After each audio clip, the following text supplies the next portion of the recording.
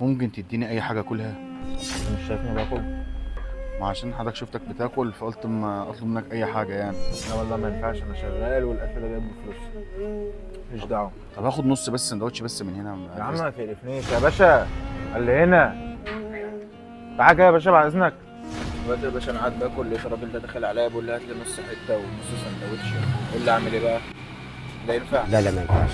معلش احنا اسفين، طب اتفضل. يعني ايه يعني؟ معلش ما ينفعش ان انت تخش على حد وهو بياكل تقول له هات حته، امم لان انت ما تعرفش ظروفه فيها ايه. فاهم. ما جايز ممكن ما معهوش فلوس على قد اللي هو بياكله. خلاص انت كده هتحرجه وهتحرج نفسك وهتحرجنا كلنا، فما ينفعش. تعالى اتفضل معانا واحنا نعمل لك اللي طب انت خلاص عاوزه. انا همشي. تعالى.